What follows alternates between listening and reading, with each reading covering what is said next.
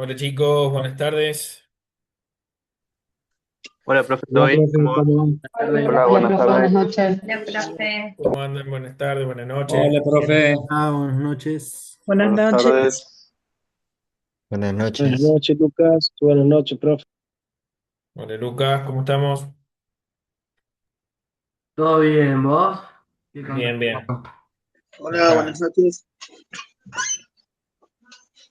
Lucas, decime vos cuándo querés que comencemos. Esperamos 2 o 3 minutitos hasta que se conecten todos. Sí, Buenas como noches. tenemos 63 ya en línea, así que descontando a nosotros dos somos 61. Sí. Si querés esperamos unos minutitos más, si no, Dale, vas esperamos a hasta las y avisar. 5 y ahí Dale, ya arrancamos. perfecto. Lo hacemos así entonces. Dale. Dale.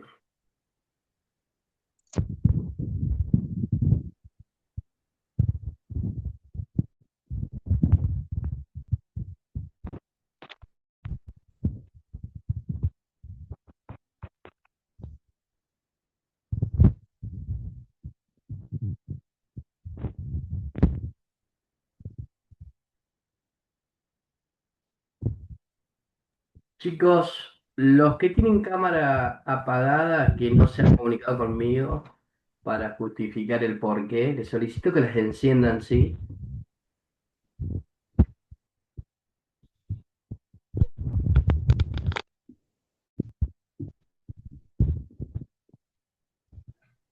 Lucas, Sí. yo tengo un internet muy bajo. Si prendo la cámara, me empieza a tirar con todo. Yo No sé estoy si Perfecto, el no llegando a hay audio mi se casa. escucha. problema. ¿Cómo? Yo estoy Dale, dale, llegando a sí mi te entiendo. casa. Así que Dale, te cuando... agradezco. Dale, Débora.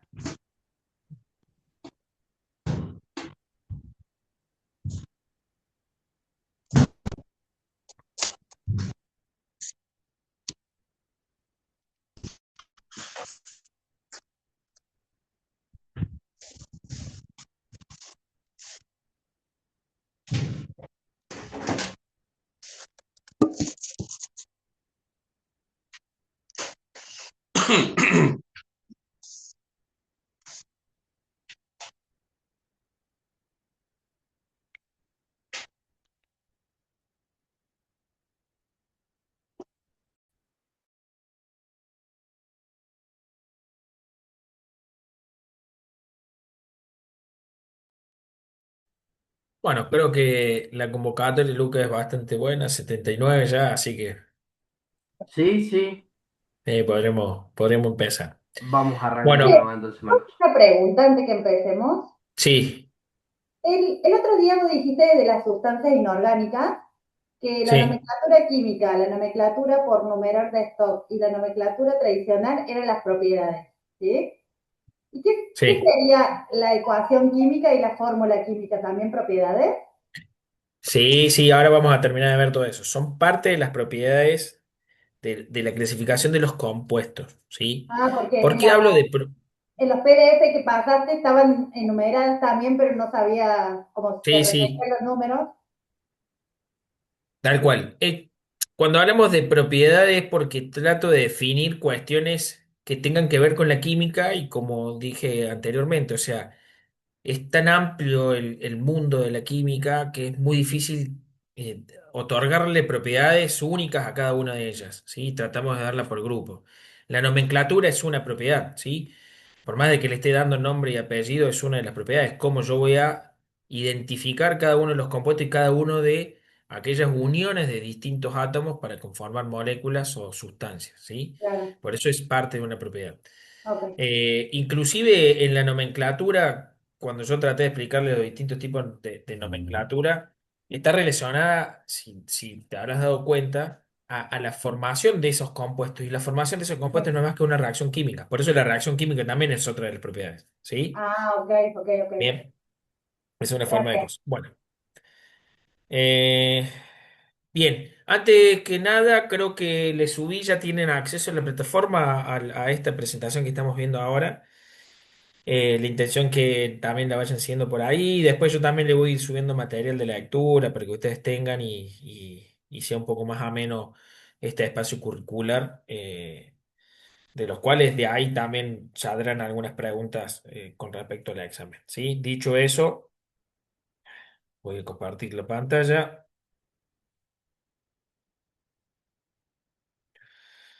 y vamos a tratar de ir a donde habíamos quedado.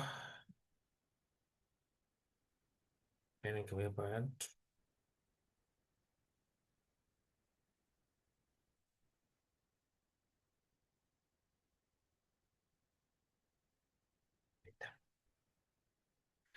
Bien, habíamos hablado en la clase pasada un poquito de este universo enorme que hay de un montón de sustancias, eh, de la conjugación de ellos, de los átomos para conformar moléculas y estas moléculas, la unión de muchas de ellas conformar sustancias.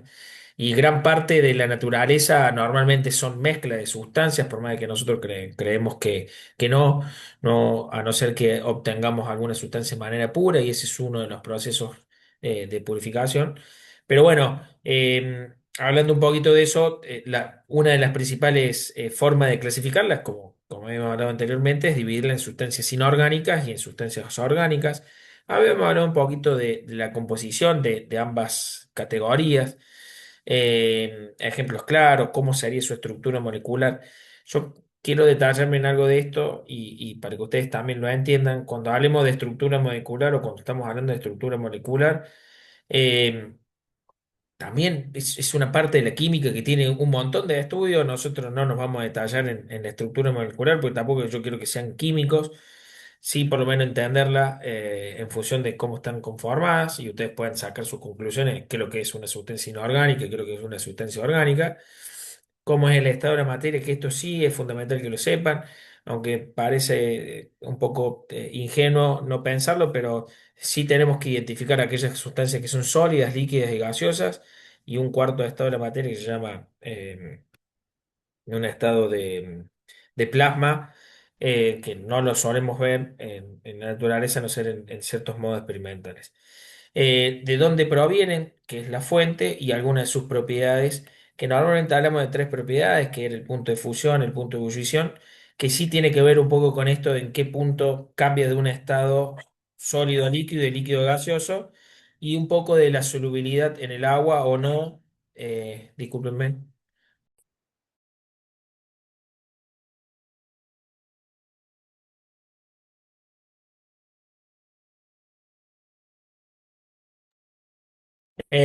Y un poco estas propiedades, no solo de los puntos de fusión, que son los pasajes de los estados de la materia, sino que también propiedades que tienen que ver con la solubilidad en el agua o no dentro de los solventes de la naturaleza. Bien, habíamos hablado de la sustancia inorgánica, cómo se conforman de manera general. Estos son básicamente los productos que hay en la naturaleza: óxidos básicos, óxido ácido, hidróxidos, oxoácidos, hidruros metálicos y no metálicos, oxosales e hidrosales. Y empezamos directamente un poco con las propiedades de la sustancia inorgánica. Una de ellas es la nomenclatura, cómo se nomenclaba. Estuvimos hablando en función de la nomenclatura química según la IUPAC, que es la nomenclatura base o elemental, dada por la atomicidad de los elementos, la del numeral de Stock, que era la más vieja, y perdón, la tradicional y el numeral de Stock, que eran las dos más viejas, la cual podemos definir según los estados de valencia y según el número de oxidación de ambos de ellas, ¿sí? Después hablamos un poquito de las propiedades sobre una ecuación química, cómo se conforma una ecuación química, y esto está bueno entenderlo de este otro lugar, que sí o sí para que ocurra una reacción necesitamos sí o sí que reaccionen estas dos, por eso se llaman reactivos, ¿sí? Una, estando por sí sola, es imposible que reaccione, siempre tiene que ocurrir la unión de dos o más, ¿sí? reactivos para poder dar dos o más productos en distintos tipos de velocidades o en distintos tipos de estados. La fórmula química no era más que cómo conformábamos la unión de todos los átomos que habíamos visto en la tabla periódica, ¿sí? Y esto no es más que una definición de manera eh, relacionada con ambas cosas, que tiene que ver en la fórmula química y lo que nosotros veíamos con respecto a los elementos y las conformaciones de ellas. Fíjense en acá que nosotros a la tabla periódica, ¿se acuerdan que le dijimos que los podíamos dividir en dos grandes grupos, en aquellos que se llaman metales y no metales? Y fíjense en que acá en los metales y no metales podemos hacer un resumen en función de cómo era la reacción, si los metales los juntamos con oxígeno, que conformamos este cuadrito, está muy bueno saberlo, en óxidos base y en óxidos básicos, y si los óxidos básicos le agregamos agua, nos generamos los hidróxidos, ¿sí? Mientras que los no metales, perdón, y los metales si los accionamos con hidrógeno, formamos los hidruros metálicos, son este tipo de compuestos, ¿sí?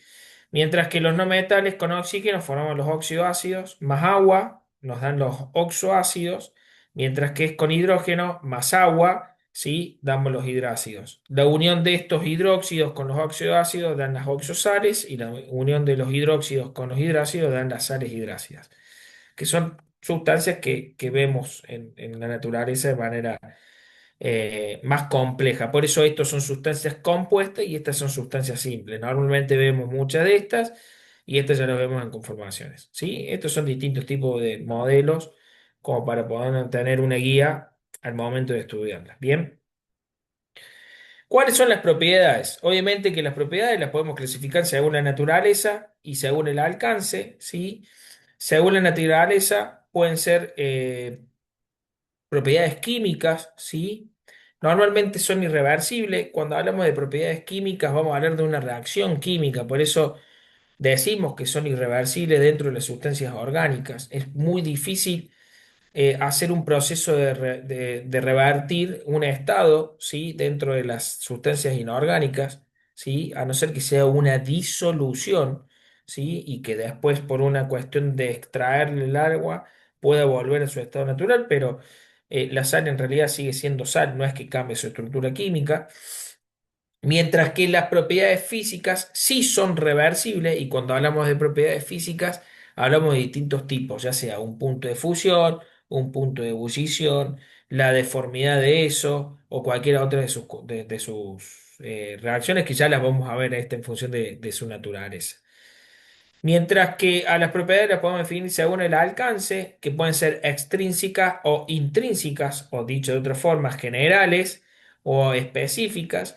Y fíjense que las generales dependen obviamente de la cantidad de sustancia, ¿sí? Van a depender de la masa, y mientras que las intrínsecas no dependen de la masa. Y ahora en función de estas cuatro propiedades o esta clasificación de manera general, vamos a hablar de aquellas propiedades ya más específicas. Bien.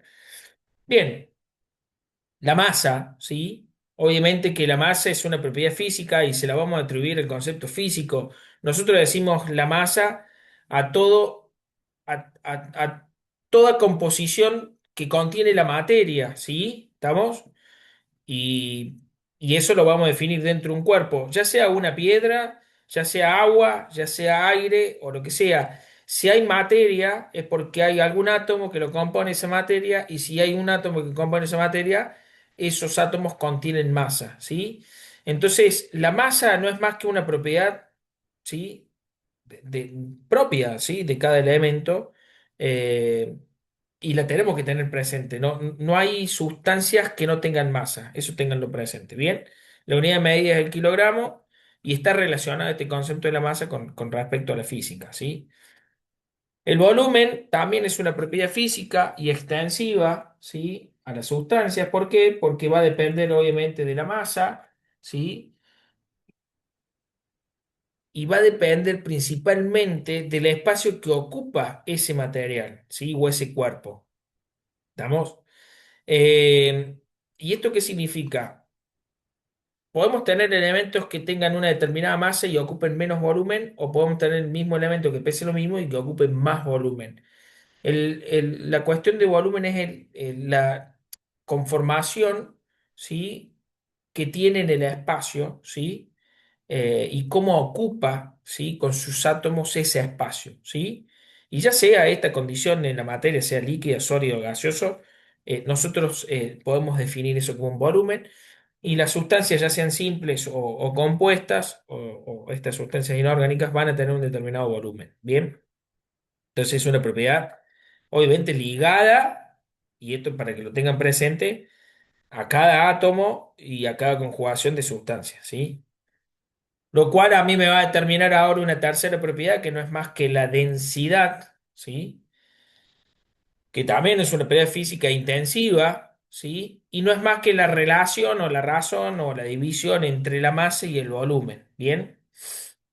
La densidad me indica a mí cuánta masa tengo yo en un determinado volumen, ¿sí?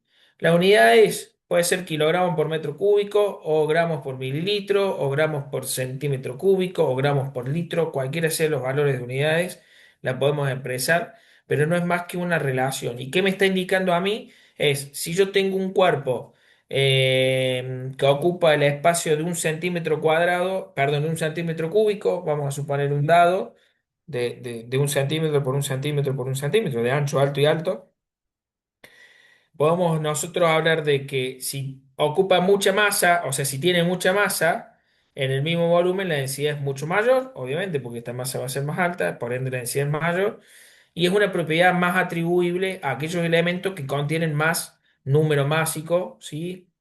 Que no es más que una propiedad de cuánto pesa cada átomo, ¿sí? Eso lo puedo llevar a los átomos, lo puedo llevar, perdón, a las sustancias, lo puedo llevar a las moléculas, ¿bien? Eh, entonces ustedes me van a decir, eh, a ver, con esto, ¿qué estamos tratando de definir? Si yo les digo un kilo de pluma es lo mismo que un kilo de plomo, ustedes me tienen que decir, obviamente que sí, es lo mismo, porque los dos pesan un kilo, ¿está? No importa cómo sean las condiciones. Ahora, el volumen de un kilo de plomo, ¿cómo va a ser con respecto a la de un kilo de plumas? Y Y evidentemente mucho mucho menor. menor. ¿Bien? Entonces, si el volumen del kilo de plomo es mucho menor que el del kilo de pluma, su densidad va a ser mucho mayor. ¿Por qué? Porque voy a tener menos volumen con el mismo valor de masa, ¿sí? Si hago esta relación. Entonces, fíjense cómo con dos propiedades, ya sea masa o volumen, puedo definir una tercera propiedad que es la densidad. ¿Bien? Para que tengamos presente, la densidad del agua es uno, ¿sí?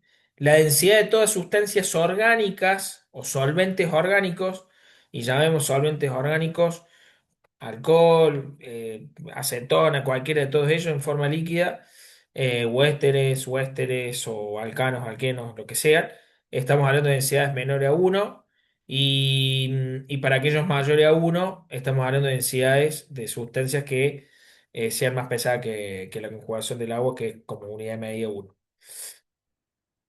Por ejemplo, la densidad de la plata, no, perdón, a ver, me quiero acordar. No me acuerdo si tengo acá. Tu. Bien. No, pensé que tenía algún ejemplo. Eh, la densidad no me acuerdo si era el plata o el cobre, es de 2,2 gramos litro, mientras que gramos mililitro, y la del agua es uno, entonces significa que tengo mayor cantidad de peso en el mismo cantidad de volumen. La de mercurio también, y así sucesivamente. Bien. Ahora usted me dice, profe, ¿cómo yo hago para determinar el volumen en algo que es sólido con respecto a algo que es líquido? Porque lo líquido lo puedo medir. Entonces, sabemos que el volumen es una medida mensurable y que la podemos medir en función del recipiente que lo contienen. Bueno, hay una forma de poder calcular el volumen de los cuerpos sólidos. No está acá, pero se las digo. Tiene que ver, ¿se acuerdan no sé si recuerdan esto con el principio de Arquímedes? Que si yo tenía, ¿se acuerdan el principio de Arquímedes? Sí, Que profe. todo peso sumergido en el agua genera una presión, algo así. Sí, es tal cual, eso. Todo Todo cuerpo cuerpo sumergido en sumergido el en el Me agua agua. acuerdo de lo que ejerce, lo decía el- eso.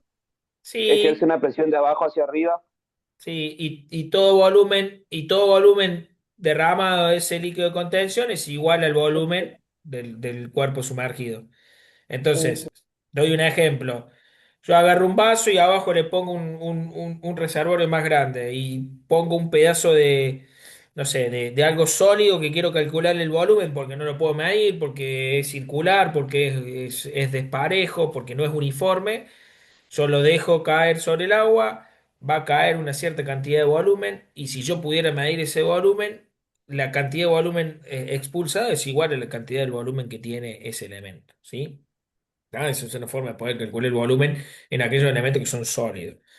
Si no, lo podemos medir, obviamente, y no verlo, pero para que lo tengan presente, digo que cuando hablamos de volumen habla con respecto al espacio y uno asocia, y esto, perdón que se los digo, pero uno siempre asocia el volumen a la medida de un líquido o de un gas, y no, también lo podemos asociar a la de un sólido. ¿Bien? Eso para que lo tengan presente. Bien, fíjense, vamos a hacer un pequeño ejemplo. Calcular la densidad de una sustancia que si sabe que tiene una masa de 12 gramos y ocupa 4 centímetros cúbicos. Bueno, fíjense, la densidad normalmente se simboliza con este signo, creo que es el ρ en letra griega. Me parece que es el ρ o el delta. Puede ser así, con letra ρ o con la letra delta minúscula en el alfabeto griego, cualquiera de los dos es válido. Fíjense en la relación masa sobre volumen, 12 gramos por 4 centímetros cúbicos, obviamente que la densidad es 3 gramos por centímetro cúbico. Y si quisiera calcular la densidad, en este caso, en gramos por centímetro cúbico del granito, y si tengo una pieza rectangular de 0,05 metros por 0,1 por 23 centímetros, y teniendo una masa de 3,22. Fíjense que acá lo que hago es calcular el volumen del rectángulo, que va a ser el largo por el ancho por el alto, y obviamente que todas las dimensiones deben estar en las mismas unidades. Yo no puedo multiplicar metro, perdón, sí, metro por metro y después multiplicar por centímetro. O sea, algunas de ellas las tengo que pasar, en este caso, la única que me queda, a metro. O las paso todas a centímetros, en este caso, porque la tengo que expresar en gramos por centímetro cúbico. Entonces, fíjense en que el volumen va a ser 50, esto es 0,0. Ajá, mira vos, me equivoqué acá. Es 0,05 metros, son 5 centímetros. En realidad, bueno, una de ambos dos debe ser 0,5 acá, no me acuerdo. 50 centímetros por 10 centímetros, porque es 0,1 metro, son 10 centímetros. Por 23 centímetros me da un volumen de 11.500 centímetros cúbicos. Y tengo una masa que es de 3,22 kilogramos. Pasado a gramos, son 3.220 gramos porque la quiero expresar en gramos por centímetro cúbico y hago la división y obtengo que la densidad del granito es 0,28 gramos por centímetro cúbico. Y así sucesivamente yo puedo aplicar en función de distintos tipos de ejemplos, calcular la densidad de un producto. Bien, bueno, vamos a hablar de otras propiedades relacionadas a las sustancias orgánicas, porque uno normalmente las asocia no solo a estas tres propiedades intrínsecas que están ligadas un poco a propiedades de la masa, ¿sí? Porque fíjense, recuerden que son intrínsecas o generales, dependen de la masa o de la cantidad de masa.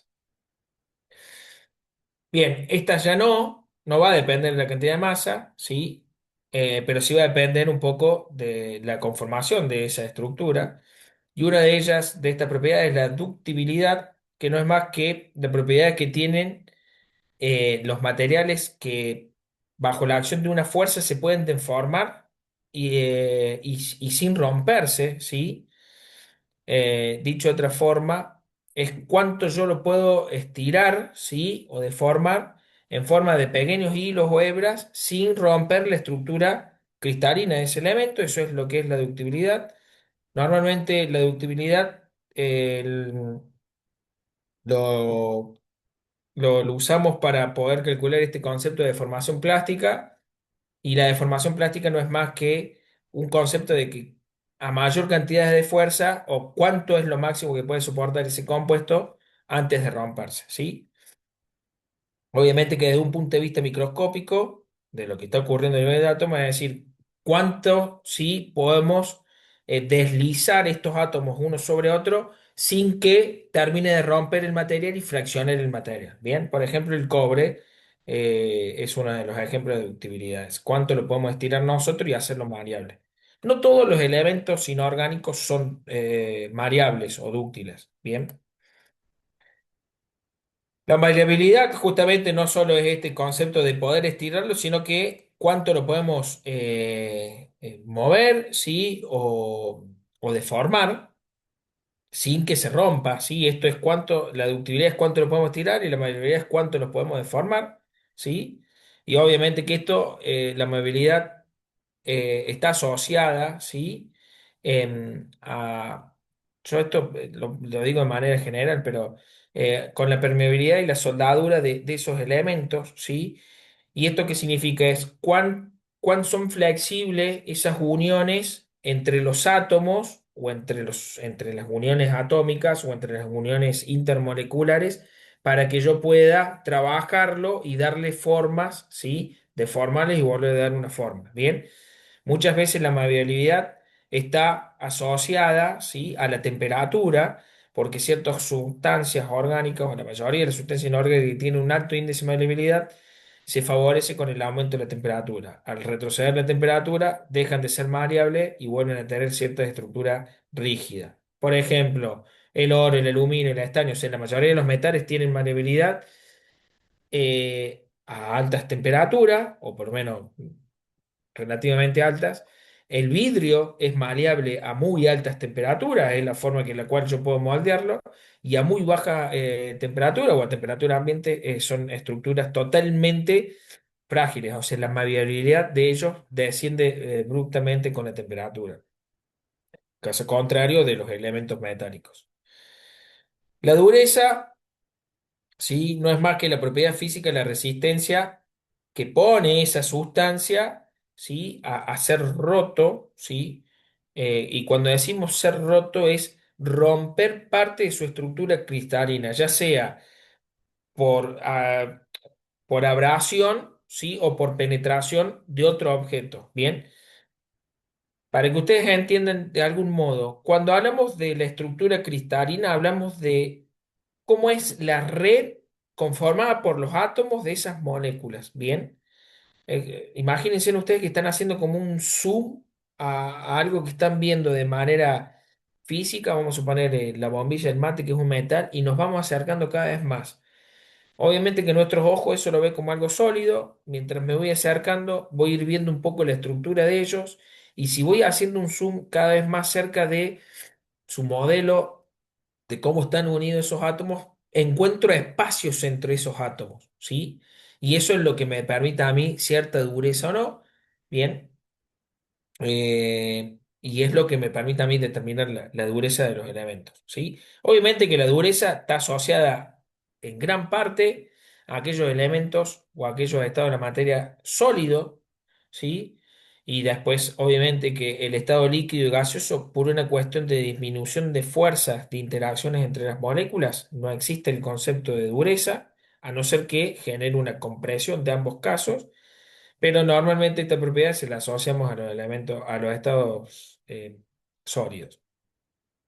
Fíjense en que podemos utilizar una escala que va del 1 al 10. Obviamente que esto es por la meteorología y nos va a determinar nosotros. Esto Ceci creo que es, o alguien que sea arquitecto o algo de eso, nos puede hablar un poquito de la dureza de esto y de la escala de Mohs.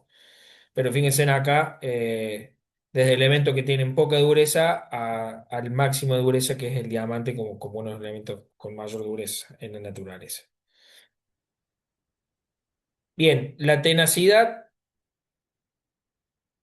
La tenacidad es una propiedad asociada obviamente a la energía que absorbe estos materiales antes de romperse con la deformación, ¿sí? O sea, dicho de otra forma, es la resistencia que se pone o que el mismo cuerpo o el mismo objeto o la misma sustancia antes de romperse, ¿sí? Obviamente que está relacionado a cuánta energía o cuánta fuerza mantiene unido esos elementos, ¿sí? Y sería lo opuesto a la fragilidad, ni dudarlo, ¿sí? Eh, por eso la tenacidad es una de las propiedades. Pero lo podemos relacionar a la tenacidad como el opuesto a a la fragilidad, ¿sí? Y no es más que cuánto es la fuerza de unión entre molécula y molécula, ¿bien? En esa estructura que nosotros vemos. Otra propiedad que tenemos entre sustancias inorgánicas es la viscosidad, y la viscosidad no es más que una propiedad que acá sí ya entran en los fluidos, y la viscosidad no es más que la oposición a flujos laminares. Imagínense pequeñas capas de estas sustancias que se van desplazando entre una arriba de la otra, lo cual genera una fricción, ¿sí? Y no nos determina a nosotros cuál es la propiedad o la resistencia de esos líquidos a que fluyan libremente, ¿sí? Aquellos alimentos que son muy viscosos, perdón, aquellos elementos que son muy viscosos, tienden a fluir, ¿sí? O oponerse al flujo de ese material o ese estado de la materia líquido, mientras que aquellos que son menos viscosos tienden a tener una fluidez mucho mayor. Bien. La elasticidad no es más que aquella propiedad que mediante una fuerza externa produce una deformación y tiene la capacidad de volver, ¿sí?, a su estado natural, ¿sí? Eso está relacionado un poco con la memoria elástica que tienen las propiedades de los elementos y las fuerzas de unión entre ellos. Se pueden lograr con ciertas propiedades, con ciertas sustancias, pero bueno, en la elasticidad todos los elementos son elásticos en cierta medida, algunos con mayor y otros con menor elasticidad. Y después tenemos algunas otras propiedades como la temperatura de fusión normal, que no es más que la temperatura en la cual pasamos de estado sólido a líquido a una atmósfera de presión. La temperatura de ebullición no es más que la temperatura por la cual una molécula de estado líquido pasa a estado gaseoso. Y la presión de vapor no es más que una propiedad que tiene tanto los sólidos y los líquidos, que la tienen ellos dos, que no es más que la presión que ejerce entre ambos estados, fíjense en esto, ya sea la fracción gaseosa sobre la líquida o la sólida, a que esas moléculas no se escapen de manera, ¿sí?, parcial a un estado gaseoso. Bien. Las presiones de vapores son las presiones mínimas que soporta la superficie, ya sea de un líquido o un sólido, a mantener un estado de evaporación y de sublimación de manera constante, ¿sí? Hay un equilibrio dinámico. Dicho de otra forma, la presión de vapor, para que lo podamos entender, a ver, lo quiero buscar un ejemplo para que ustedes lo puedan entender, es, em, em, a ver, estoy tratando de entender para que ustedes entiendan. Miren, si yo pongo, eh, estoy buscando, no sé si va a estar bien dicho o no, pero bueno, lo vamos a tratar de hacer así. Si yo hago una torta, ¿sí? Con una masa viscosa, con harina, la cual tiene una cierta cantidad de agua, y la dejo a temperatura ambiente, ¿sí? No ocurre un proceso de evaporación porque no adquiere la energía suficiente para poder evaporar el agua. Aunque si yo dejo un vaso, sí, de agua a temperatura ambiente, a lo mejor a lo largo de 2 o 3 días voy a tener una disminución del volumen. Eso es por un proceso normal de evaporación. ¿Y eso qué significa? Que en la atmósfera que rodea ese vaso de agua existe menos fuerzas de atracción a que la molécula quede como estado líquido y tiene una misma cantidad de moléculas que pasan al estado gaseoso. Cuando yo armo una torta y la dejo a temperatura ambiente, estas otras sustancias, que sería la harina, el azúcar o lo que sea, que logra atraer esa molécula de agua, hace de que esa molécula le cueste fugarse, ¿sí?, que es la molécula de agua que está en estado líquido, a estado gaseoso. ¿Por qué? Porque es como que conforma una red que evita de que esto salga hacia afuera, ¿sí? Eso es más o menos sería la presión de vapor, más o menos para que lo podamos entender de algún modo. No sé si lo entendieron o no. Si no, busco otro ejemplo. Sí, profe, se entendió. Sí, con el Perfecto. vaso con agua sí se entiende. Bien. Y esto de la presión de vapor, yo no quiero hacer mucho de esto, pero también la presión de vapor se llaman presiones parciales o la presión de vapor explica otra cuestión de por qué. Bueno, ahora lo voy a dar con este ejemplo y a lo mejor con este lo van a entender. Paola, ya que hablaste y te veo con la cámara prendida porque sos la primera que me pareces, te pregunto, Sí, ¿a qué temperatura hierve el agua? ¿De dónde sos? Perdón, vamos a empezar por ahí. de Córdoba. De Córdoba capital. ¿Sabés a qué altura estás en Córdoba? Eh, sobre el nivel del mar. no, Lo voy a buscar, ¿sí? Mientras, dame un segundito, altura de Córdoba. 2200 no sería, profe. 254 metros sobre el nivel del mar. La ciudad de Córdoba tiene 439. Bueno, perdón, acabo de ver, mínima 352 y en el centro 403, 414 y la máxima 544 en el suroeste de la ciudad. Bueno, y vamos a ir al ejemplo que está en el Cerro Champaquí, 2790. ¿Bien? ¿Hasta ahí me siguen? sí, Bueno, vamos a ir a los tres ejemplos. No, yo acá en Villa María creo que estamos a, no sé si llegamos a 150, 200 metros. Si me voy al lado del mar, que es el nivel del mar, vamos a suponer que te fuiste a la costa y pones a calentar agua, ¿sí? La temperatura de ebullición sabemos que ahí es 100 grados centígrados. bien, Bien, bien al lado del mar. Bien, te llevas una ollita y te pones a calentar y haces un experimento y te puedo llegar a saber que si vos medís la temperatura de ebullición bien al lado del mar, te va a dar 100 grados centígrados. Bien, a medida que me voy viniendo para Córdoba, se te terminan las vacaciones, no estás más al lado del mar. Frenas en Villa María, que es donde estoy yo, estamos en 150, vamos a suponer, metros sobre el nivel del mar, y la temperatura a lo mejor nos da 99,1. Bien, bueno, lo podemos atribuir a características del agua o no, no hay mucha diferencia. Pero puedo llegar a asegurarte que si medimos la temperatura de ebullición en Córdoba a 400 metros, seguramente me dé 98, ¿sí? 98 grados centígrados. Y si me voy con un calentador, el Cerro Champaquí a 2900 metros, posiblemente la temperatura de ebullición sea 96. ¿Bien? Profe, perdón que lo interrumpa, justo me he Sí, hecho acordar un ejemplo que yo trabajaba en las minas allá en Lama y sí. claro, la comida se tenía que hervir con otra temperatura diferente porque estabas a 5000 metros de altura. Bueno, Em, justo el ejemplo que voy a dar. Mira, entonces, vamos a ir subiendo a medida de la temperatura. Bueno, estoy tratando de explicar presión de vapor. Bien. Cuando estoy al lado del mar, ¿sí? A esa jarra de agua que la tenés vos en condiciones normales al aire libre, vos tenés sobre la superficie de esa jarra la presión, ¿sí? Normal que hay sobre la tierra, sobre el nivel del mar. Y cuando hablamos de la presión atmosférica, no es más que la presión que ejerce todo el gas, o sea, el volumen completo de un gas, ¿sí? Sobre un determinado espacio, ¿sí? Cuando nosotros decimos la presión atmosférica de una atmósfera, no es más que tantos kilos por centímetros cuadrados de superficie, o tantos, no sé, unidades de presión, como quieran llamarlo ustedes. Después, si quieren, la buscamos, creo que es un pascal, creo que es un hectopascal, o como son las unidades de presión. La llamamos dentro de una atmósfera a esa unidad de presión. Bien.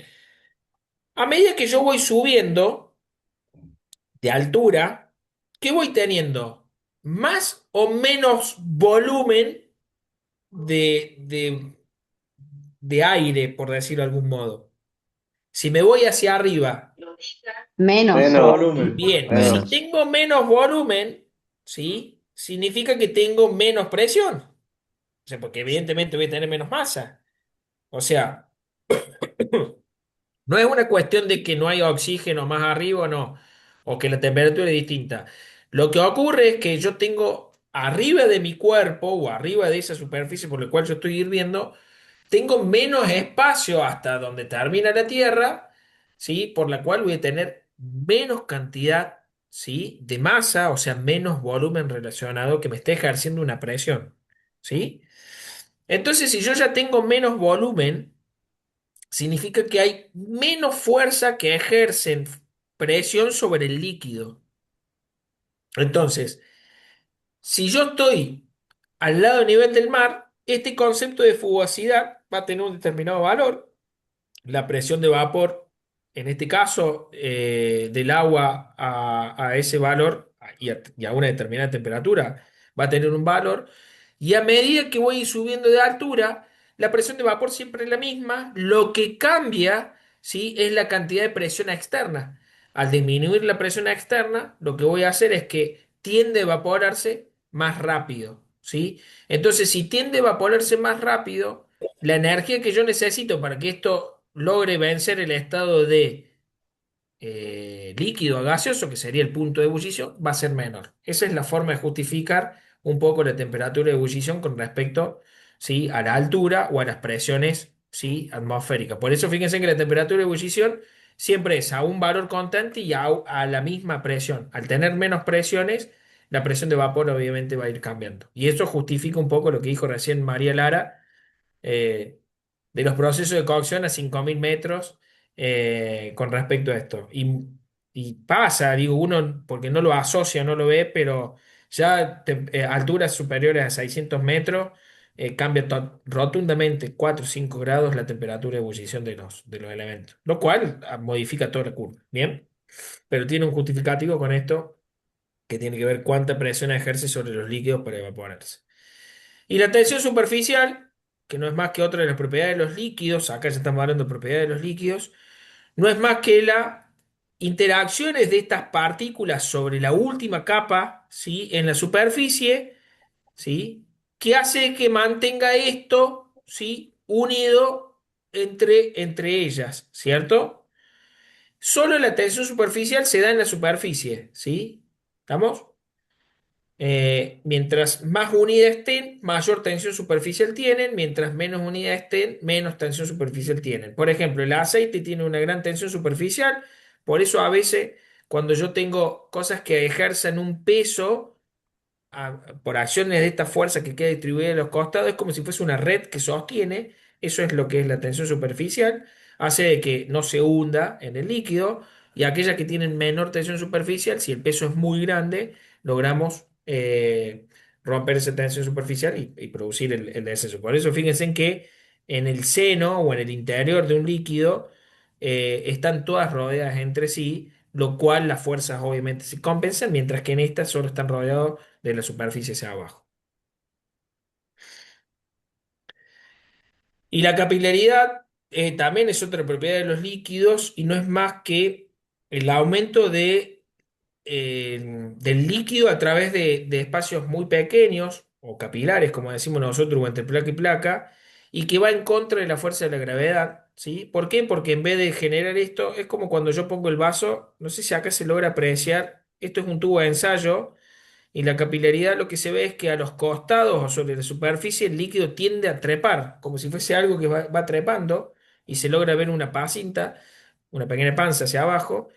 Eso es debido a la tensión superficial, la distribución de las fuerzas se empiezan a distribuir sobre la superficie y logra hacer un pequeño ascenso con respecto a eso. O sea, empezar a subir sobre las paredes. Muchas veces la capilaridad logra ser tan alta que nosotros vemos pequeños aumentos de, ¿sí?, láminas de líquidos avanzando sobre determinados tipos de superficie. Obviamente que sobre un vidrio no se ve, pero hay otras superficies que sí logramos un gran ascenso de la capilaridad.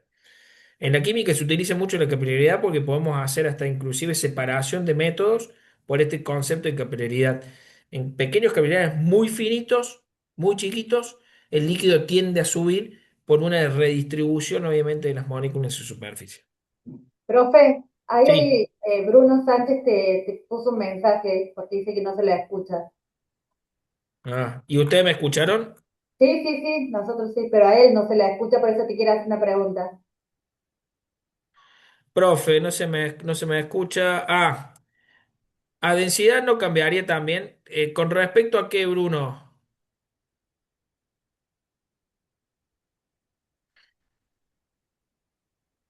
Sí, ahí estoy leyéndote la pregunta, Bruno. Digo, me preguntas si la densidad cambia, pero no. Vos hablas del ejemplo anterior cuando yo decía a medida que voy subiendo en altura.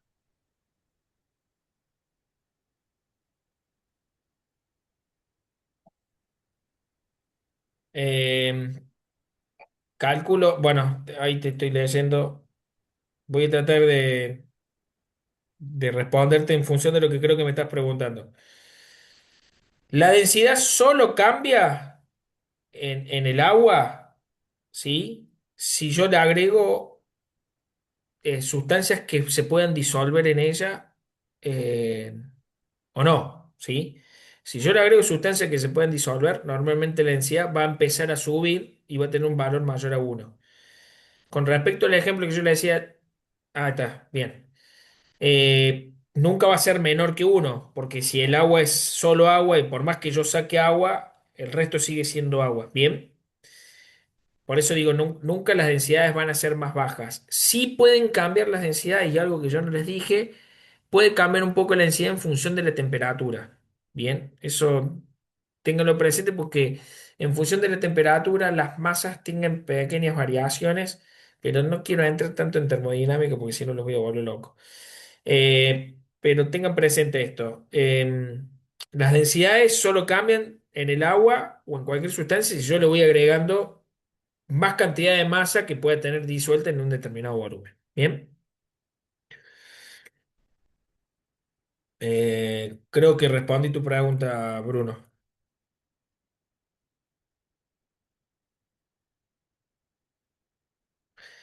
Bueno, y a modo de resumen, fíjense de todas las propiedades, ya sean perdón, de las sustancias inorgánicas, tenemos propiedades mecánicas, ¿sí?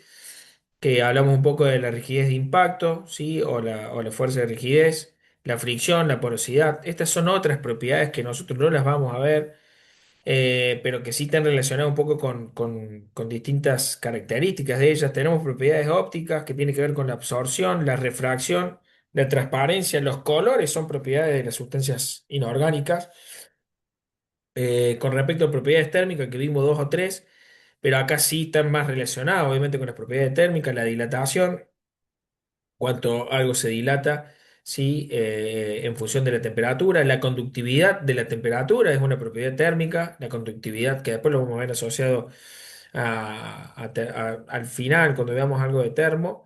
La fluidez, cómo cambia en función de la temperatura. ¿Sí? Propiedades eléctricas que tienen que ver con la conducción de la electricidad o no, como pueden ser un dieléctrico o aquello que se llaman aislantes.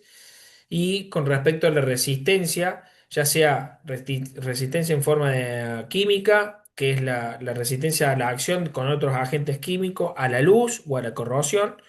Son distintas formas de clasificar estas propiedades de los elementos inorgánicos. O sea, ¿qué quiero decir con esto? Tenemos un montón de propiedades para evaluar. Nos quedamos con esas 13 que son una de las más importantes, pero tenemos otras que van a ir cambiando en función de cómo apuntemos la materia.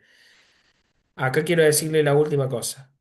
Propiedades ópticas dentro de la química tienen una gran utilidad para que ustedes puedan comprender algo. Hoy, estas propiedades ópticas de los elementos inorgánicos y elementos orgánicos es la forma que se utiliza dentro de la industria, dentro de las aplicaciones de la química, para poder medir y encontrar la cantidad, ¿sí? que hay de alguna sustancia en un determinado lugar, ¿sí? A través de sus propiedades ópticas. ¿Por qué? Porque tenemos una alta sensibilidad a poder hacerlo. Lo que es la absorción, la refracción y otras propiedades que tienen que ver con... Ay, se me fue la palabra.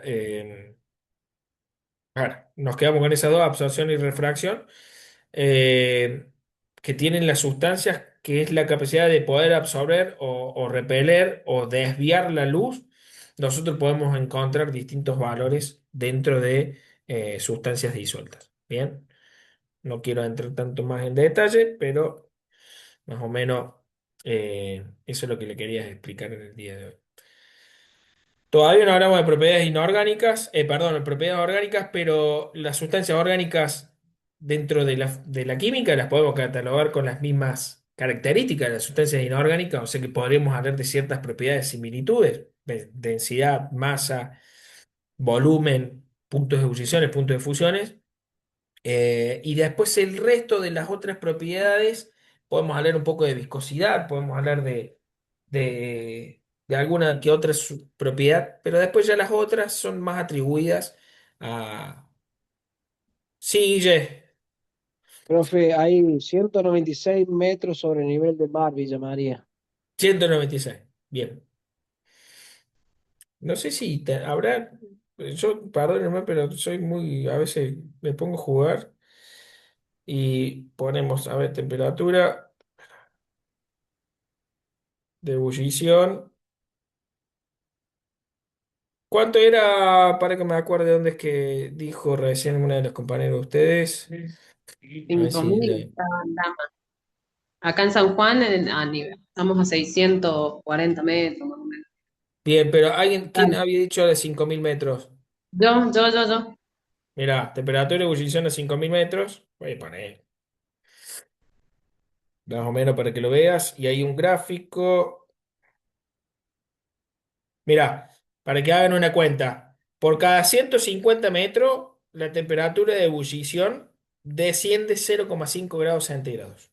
O sea que a 5.000 metros estaríamos a una temperatura de ebullición de 83 grados. Bien, yo tiré un número por decirle, a 1.500 metros, a 2.000 metros, 93 grados. Yo dije 94 grados, 96 en el Champaquí, pero se ve que es mucho más bajo que eso. Fíjense cómo cambia la característica que está relacionada obviamente con la presión de vapor. Y ahí también esto puede explicar lo que decías vos, Celeste. Bien, ¿alguna duda?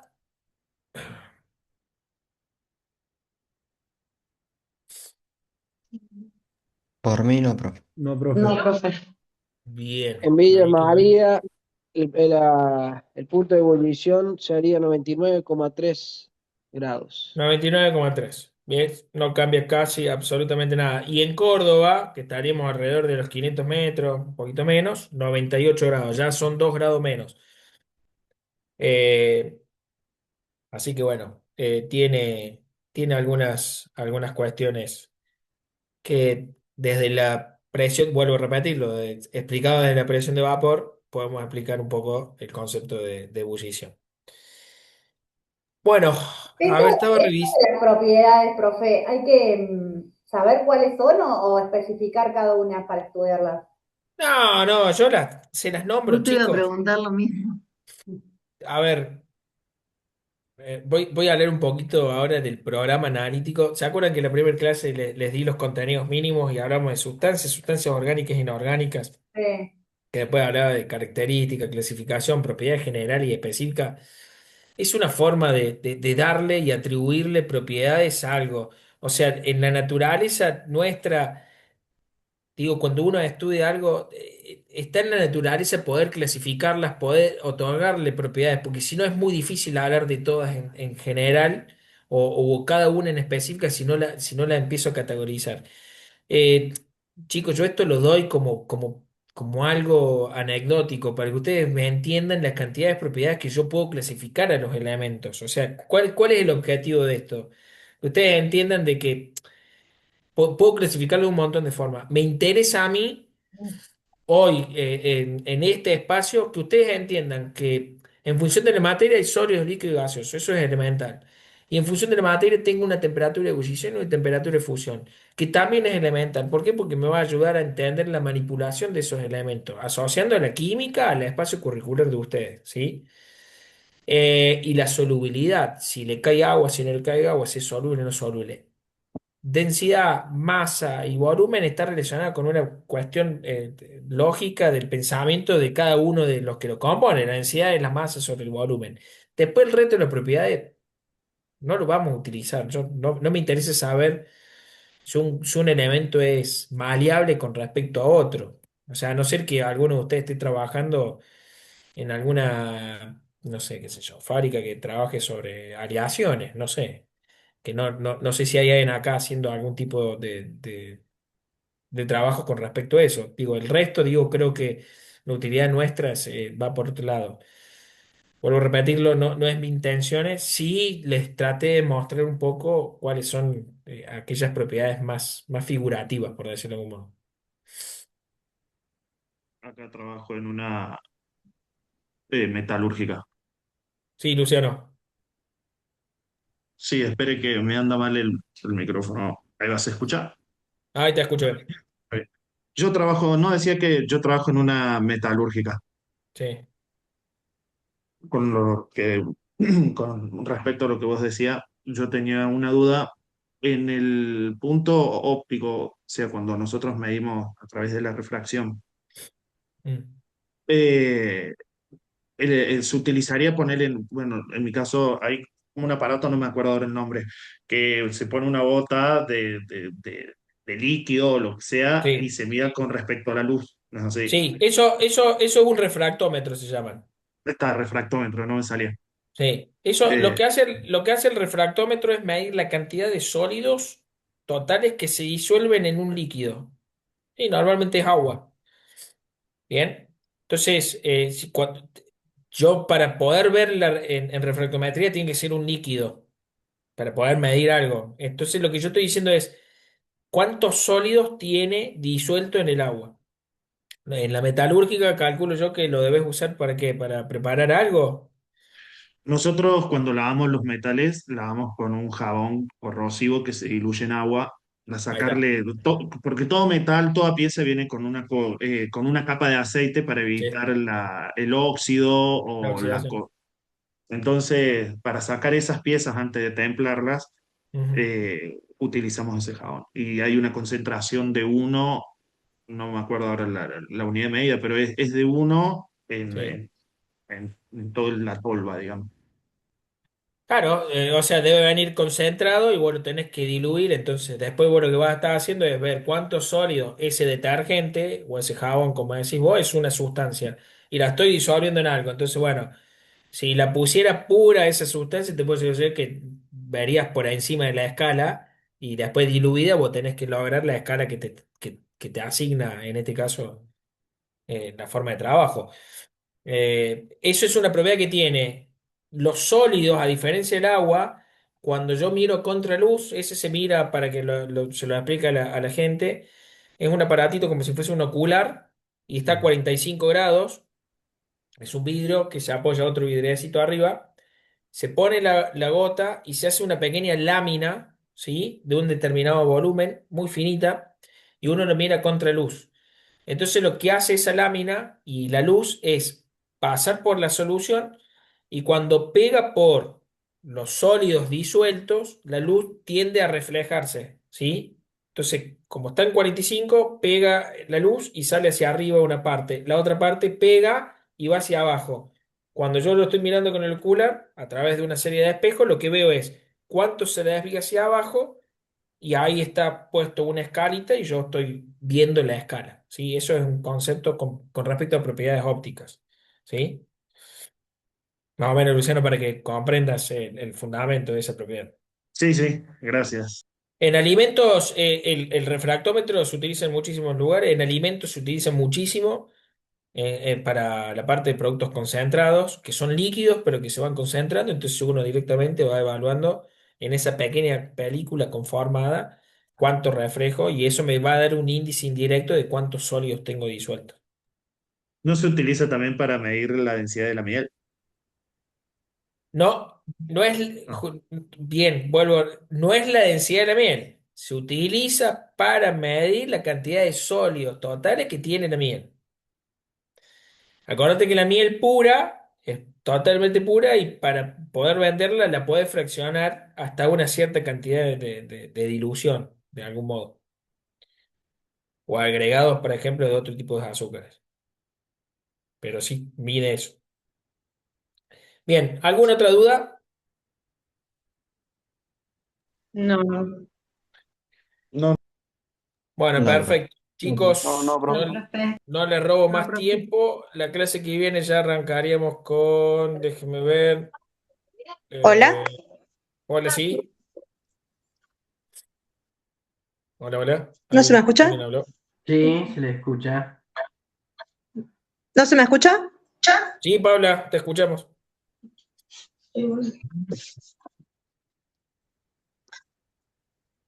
Porque Oh, no, ella no no me nos escucha. puedo familiarizar con el teléfono. Eh, No era más. Sí, Paula, decime. Yo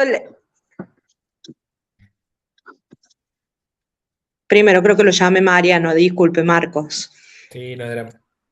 Le quería preguntar que si me puede repetir cómo entraría la química dentro de la tecnicatura de O sea, ¿qué es lo que más se ve, se estudia?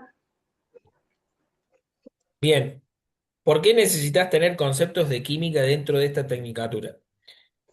Porque cuando vos hagas un asesoramiento en higiene y seguridad, ¿sí? Evidentemente las sustancias pueden ser un elemento perjudicial, ¿sí? Sobre la seguridad en el operario. Ni hablar de la higiene, ¿estamos? ¿Sí? Ujú, En el producto. No la higiene del operario, sino la higiene del producto. sí, Obviamente que después cuando vayas avanzando un poco con los conceptos de higiene, de inocuidad y de seguridad, lo vas a poder entender. Pero vamos a la seguridad del operario. Cualquiera sea el ámbito de trabajo, vos vas a requerir, ¿sí? Elementos de seguridad. Bien. Si vamos a trabajar desde la física, no sé, digo, en alguien que trabaje con electricidad y posiblemente, no sé, no tenga tantos elementos químicos, a no ser que esté trabajando con un ácido para trabajar sobre algún, no sé, o un, o un químico o un agente químico para lavar, no sé, alguna sustancia dentro de algo. eh, trabajo en limpieza con productos químicos dentro de una usina eléctrica. O sea, Bueno, con más razón. Sí, mira, sí. bueno, con más razón. Mira, tu trabajo requiere del conocimiento general de química para poder entender. Ujú, Yo, mira, no lo tomes a mal como lo digo, pero digo, yo puedo venir y decirte, Paula, este bidón que dice ácido te puede hacer mal. Bueno, vos como operaria lo vas a entender, ¿sí? Ahora vos pensá y ponete en el lugar que, como me acabo de poner yo. Vos vas a tener la capacidad ahora en tu trabajo o en futuros trabajos de poder explicar por qué le va a hacer mal. ¿Sí? bien. Obviamente Ujú, que vas a tener que buscar vos tus herramientas. ¿Por qué un ácido hace mal? ¿Cuál es el daño que ocasiona? Y un ácido, no sé, es corrosivo ante la piel. Bueno, perfecto. Con conocimiento de química, ¿qué pasa si yo tengo un ácido y de repente se le cae otro producto? Vamos a suponer una base. O si a ese ácido se mezcla con, no sé, con agua. ¿Qué ocurre? sí, Bueno, eso es una reacción química. Y aunque vos no lo consideres, dentro de un ámbito de trabajo puede ocurrir un accidente, sí, ¿sí? Químico, sí, sobre sí. todo químico, ¿sí? Entonces, hay accidentes que pueden producir un nuevo compuesto que puede ser más tóxico que los que están originales, puede producir un daño corrosivo, puede producir un daño en la piel, puede producir un daño en el operario, puede ser explosivo, ¿sí? Manipular elementos de manera no correcta puede ser explosivo porque tienen que ver estas propiedades. Recuerden Podría ustedes el ser caso, recuerden ustedes el caso, mezclar cloro con vinagre, por ejemplo, en una ¿cómo? desinfección. Mezclar cloro con vinagre en una Claro, desinfección. ahí tenés uno. Sí, sin darte cuenta, mezclar dos productos que me va a producir un agente que es el amoníaco, que puede ser nocivo. Bueno, es una cuestión que uno lo va aprendiendo desde la química. Pero también la química tiene que ver con esto, con sus propiedades. No sé si ustedes recuerdan, lo hago cortito y ya no les robo más tiempo. ¿Se acuerdan el accidente que hubo en la facultad de Río Cuarto, ahora unos 5 o 6 años atrás, que explotó el depósito donde estaban trabajando con solventes orgánicos? Y era éter de petróleo. El éter de petróleo es un compuesto que en estado natural, o sea, a temperatura ambiente es líquido. Y si yo lo tengo en un reservorio, normalmente esos vienen en frascos envasados de vidrio que son de color caramelo para evitar que la luz le genere algún efecto y a su vez vienen con un cierre hermético. Mientras yo no lo abra, las presiones no ocurren nada porque el gas no se evapora y mantiene esa presión de vapor uniforme.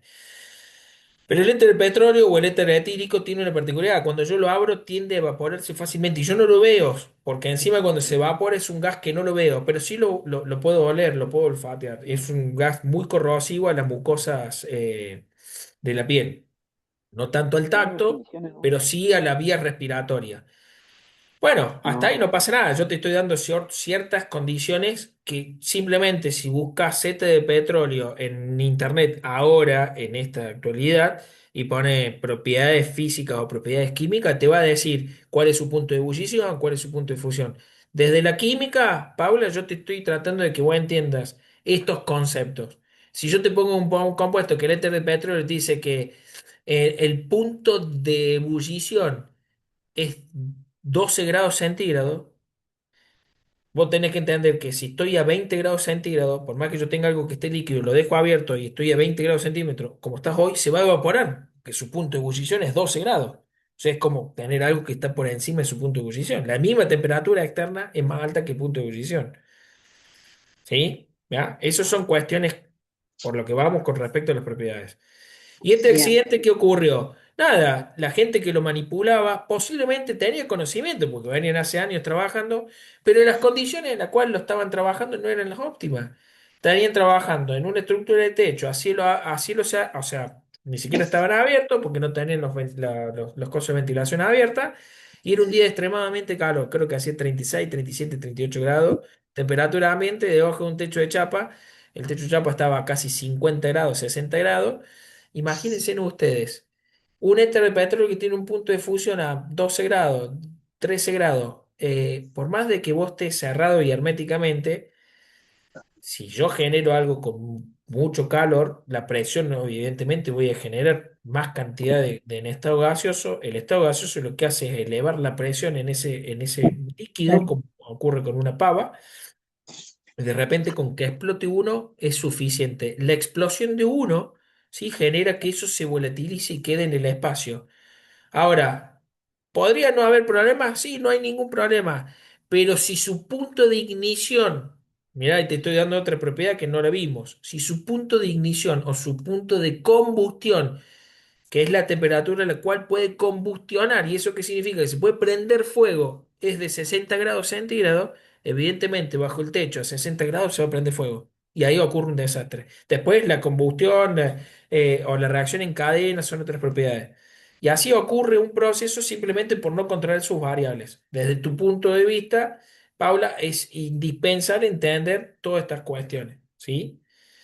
Vuelvo a decirte, yo creo y considero que eh, la química la puede estudiar de distintas formas, pero ustedes por lo menos estas cuestiones tendrían que tenerlas presentes para que después, en el momento de accionar con su tecnicatura de manera privada o de manera conjunta en un lugar donde estén trabajando, se tomen siempre el momento y la capacidad para poder decir, bueno, a ver, ¿qué pasa si yo estoy manipulando esto y se me cae? Siempre hay que pensar en un posible, ustedes siempre tienen que pensar en un posible daño y en la seguridad de eso. ¿Qué ocurre si pasa esto? Bueno, listo, ahí está, pasa esto, ¿cómo lo puedo contrarrestar? ¿Ah? Entonces, Profe, sí. Sí. en el caso de Río Cuarto, ¿sucedió por falta de control o porque se utilizó un ambiente que no correspondía a posterior y no se informó, no se analizó? ¿Me No, explico lo no, que quiero decir? A calculo yo. veces, No, Viviana, sí, yo, perdón. discúlpame, yo hace mucho que no tuve, no leí la causa, lo sé por conocimiento nada más. Fue una cuestión de errores acumulados, ¿sí? Seguramente manipular. A lo que iba era, a lo que iba era justo eso, porque se me venía a la cabeza un accidente que hubo en un colegio acá en Córdoba, en un laboratorio de una escuela, Sí, y los chicos manipulando elementos para hacer una feria, se prendieron fuego, y una de las sí, chicas que fue la que mayor sufrió, bueno, gran parte de su cuerpo. Y eso se controla previamente, digo, tiene que pasar por una inspección, que sería el trabajo que haríamos y nosotros regularmente. bien, ahí está buena la pregunta. Mira, considero lo siguiente. Eh, Considero, pues son dos casos, lo cual me parece que ameritan que nuestra profesión, o por lo menos lo que van a hacer ustedes, tengan una gran incidencia. El primero es que hay normativas de seguridad laboral que deben respetarse. ¿Y quién las define? En este caso, el técnico de seguridad y higiene. ¿Sí? Hoy, grandes pautas de trabajo las definen ustedes. ¿Sí? Ya un montón de empresas, si no tenés el informe de seguridad y higiene o del técnico de seguridad y higiene, no te habilitan en esa fábrica. Llámala a cualquier ejemplo, ¿sí? Esto va para todos los ámbitos. Entonces, en el caso de la Universidad de Río Cuarto, seguramente deben haber tenido un informe técnico, seguramente deben haber tenido una falla en las capacitaciones, seguramente deben haber tenido un error en el proceso de acumulación de residuos, porque yo creo que era la parte de los residuos, eran muchos litros, un día de mucho calor, falta de inversión, porque a lo mejor eso lo tenés que tener en condiciones óptimas, qué sé yo, no sé, un galpón con determinadas ventilaciones, con aire acondicionado funcionando, o sea, un montón de conceptos que uno los tiene que prever, digo. Eso creo que es parte del servicio de trabajo de seguridad y higiene. ¿Me entendés? Con respecto a lo de la educación, yo también soy docente, ahora estoy practicando la docencia, la cual con ustedes, pero digo, también tengo ámbitos docentes en la universidad y tengo ámbitos docentes en una escuela secundaria. Ya en el último año, antes tenía muchas horas y me quedé con muy poquitas. Y sí me acuerdo de eso, que lo mismo pasó con el caso de la gente que hicieron para la Feria de Ciencia el volcán, no sé si fue acá en Córdoba o en algún otro lado. Y yo puedo decir lo siguiente, no es una cuestión de seguridad e higiene, porque no hay un ámbito de eso, sí hay una cuestión de que creo que hay una falta de capacitación en los docentes que abordan ese tipo de trabajos. Yo vuelvo a repetir esto, para mí, sin desmerecer el trabajo de nadie, yo creo que hacer una reacción de combustión con dos elementos químicos sabiendo el alto impacto que tiene y no saber hacer un balance estequiométrico, y perdón que les diga con estas palabras, digo, un balance de masa, cuánto yo debo agregar de cada producto para que sea una reacción controlada, eso ya ahí es un punto de que el profesional que está a cargo de eso no está capacitado para hacerlo. No sé si requiere un informe de seguridad y higiene, pero sí requiere capacitaciones en este caso. Fomento muchísimo, no sé si algunos tienen hijos, yo tengo hijos grandes, también tengo mi hija que tiene 14 años, 15. La feria de ciencia yo la fomento muchísimo el trabajo de investigación, yo creo que debemos tenerlo, porque si no, no hay interés en esto, pero también debemos ser muy precavidos en estas cuestiones. ¿Sí? Profe, A eso. profe, Sí, ¿qué tal? Buenas noches, Marco. Disculpe que no puedo encender la cámara. no hay drama. Consulta con respecto a esta materia. Vamos a tener actividades sobre la formación de compuestos y para tener, digamos, conocimiento de lo que estamos hablando y poder saber Sí, específicamente de las sustancias de las que estamos hablando. sí, yo puedo darte, mira, si querés la clase que viene, nos ponemos en detalle y yo te traigo un par de reacciones químicas para que vos la veas, pero la verdad que, vuelvo a decirte, es un conjunto de varias químicas, porque es química aplicada y química aplicada es química inorgánica, química analítica, química orgánica, y son un montón de reacciones. Yo no me alcanzaría el tiempo, ni yo creo que en 3 años de ustedes de la carrera recién terminarían ver las tres químicas, para que vos te des una idea. Pero puedo traer algunos ejemplos puntuales para que los vean. Yo vuelvo a decirte, no pretendo, no me sale el nombre tuyo, pues me sale usuario de Zoom. Pamela.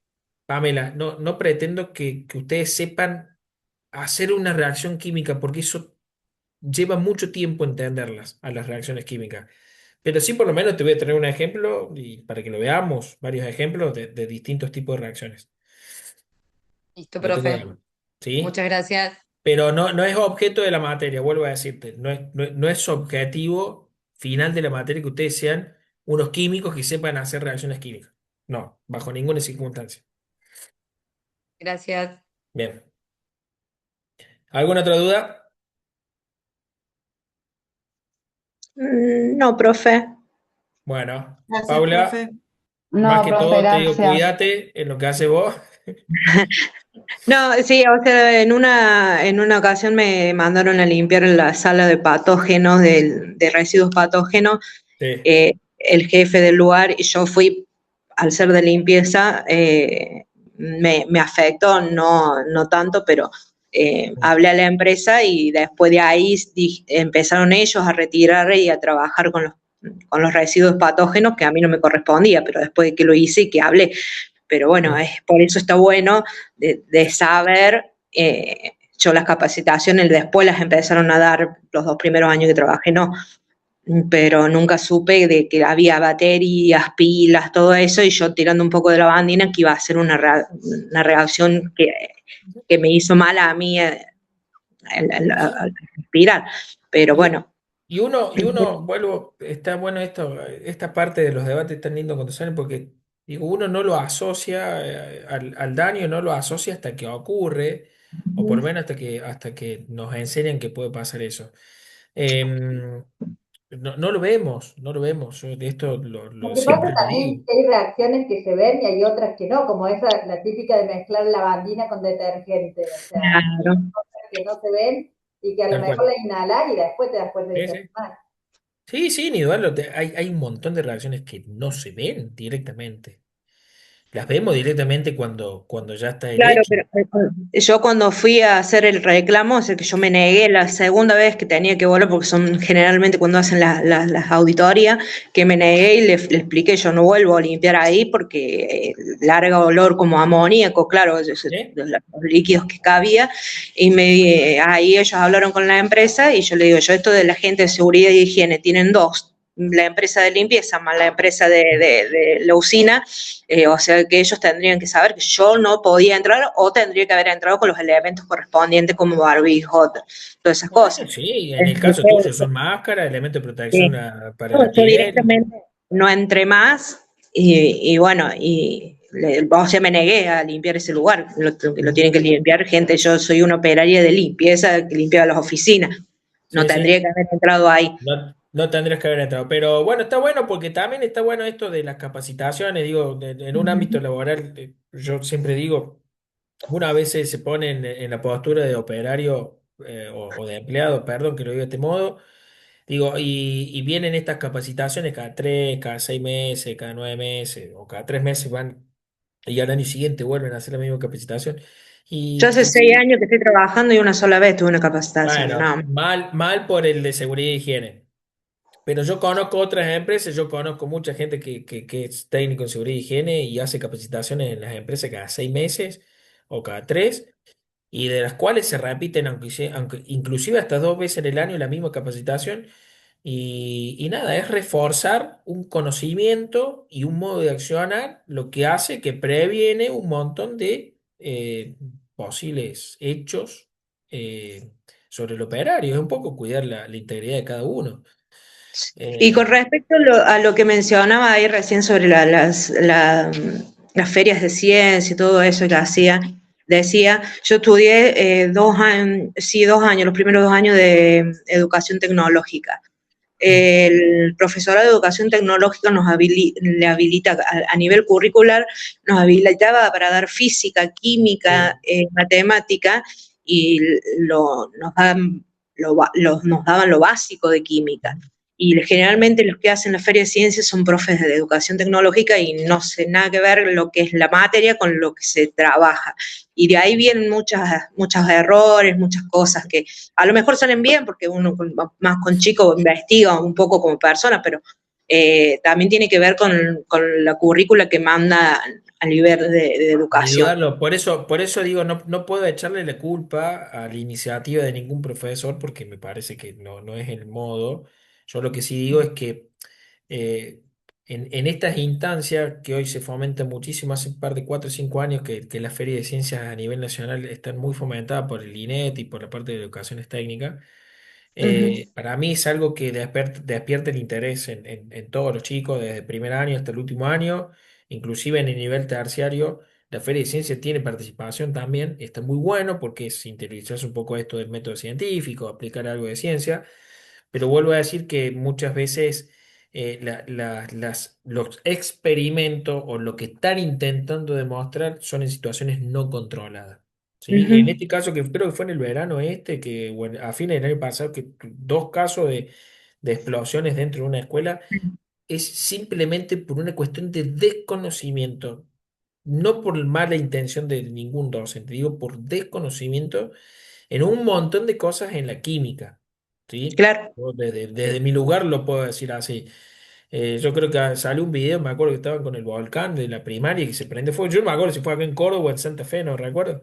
Que Buenos hace una Aires me parece. explosión. En Buenos Aires, que hace una explosión en la feria. Y yo digo, yo le decía, Estaba al aire libre.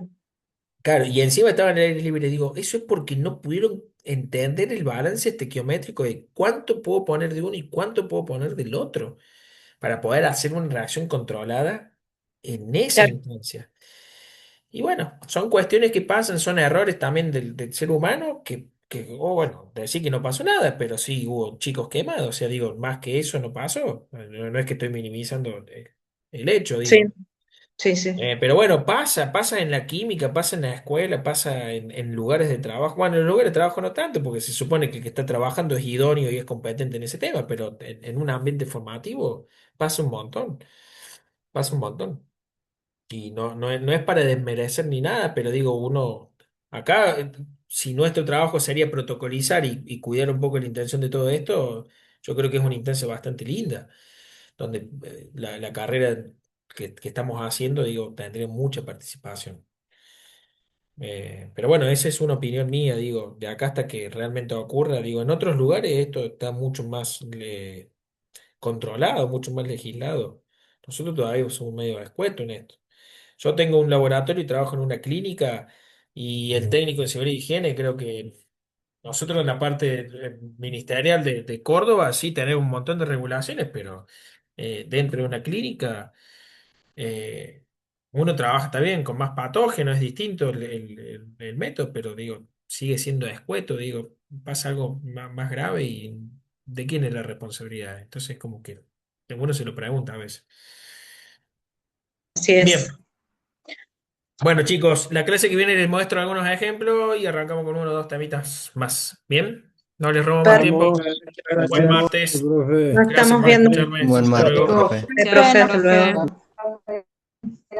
Hasta luego.